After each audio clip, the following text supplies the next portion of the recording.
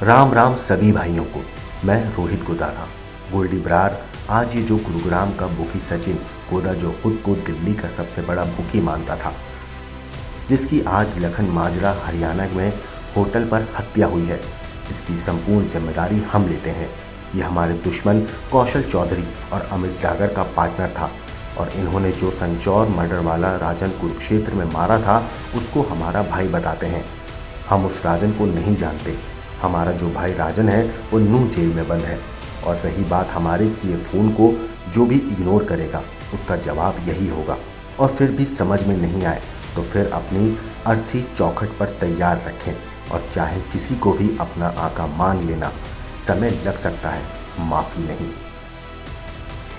ये जानकारी लॉरेंस बिश्नोई के साथी रोहित गोदारा ने फेसबुक पोस्ट के जरिए दी है।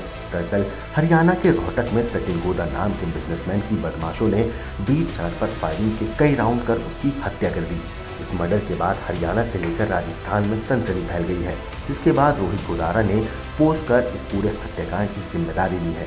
दरअसल 40 साल के सचिन गोदा अपनी पत्नी, बच्चों और मां के साथ गुरुग्राम में संगरूर शादी समारोह में शिरकत करने जा रहे थे। रास्ते में रोहतक के लाखन माजरा कस्बे के पास वो एक होटल में खाना खाने के लिए रुके थे। जब सचिन गोदा होटल के बाहर निकल रहा था, तभी होटल के पास एक सफेद रंग की स्विफ्ट कार में 3-4 बदमाश आए और उस पर फायरिंग कर दी। सचिन गोदा पर लगातार 10-15 गोली मारी गई।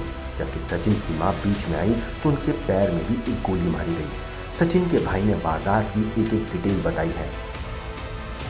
रात को हमारे को फ़ोन आया 11 बजे के आसपास कि था मेरे भाई को जैसे गोलियां मार दी गई हैं।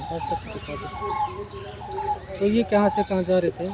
ये इनकी सिस्टर की लड़की की मैरिज थी, वहाँ संगरूर जा रहे थे। अच्छा। तो क्या कौन लोग हैं अभी पता चला? अभी किस पता नहीं वजह चला कौन कौन क्या है। रहा? अभी कुछ नहीं पता चला। ये आपके बड़े भाई थे? हाँ जी। क्या मम्मी को भी तो लगी है?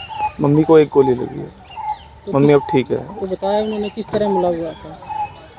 वो कह रहे हैं हम कि खाना खाने के लिए रुके थे, तो जैसे ही वॉशरूम गई थी भाभी वगैरह, मम्मी भी गई थी, तो गाड़ी में भाई अकेला था, तो पीछे से आके फिर गोली चला दी। इतनी देर मम्मी आई तो मम्मी को भी पीछे से एक गोली लगी। अच्छा, मिसेज बच गई थी कहाँ? वो घर चले गए उनको। वो बाथरूम हाँ, वॉशरूम गए थे, वॉशरूम इसलिए गए बच थे। गए। हाँ जी। टोटल बताओ कितने हमलावर थे? ये नहीं पता चला। अच्छा, भैया को कितनी गोली लग रही है बताया तो? 10 से 15 गोली लगी। किसी को पहले कोई रोहित तो गोदरा है गैंगस्टर, उसने उसकी वो ली है जिम्मेवारी हत्या की, तो कोई दुश्मनी थी क्या? नहीं, कोई आइडिया नहीं है। तो गैंगस्टर है वो लायर से बिश्नोई के गैंग से संबंधित है, उसने वो जिम्मेवारी लिया मर्डर की। पता नहीं है हमारे को। तो ये भैया काम क्या करता था सचिन? ये स्क्रैप का काम था और प्रॉपर्टी का काम था।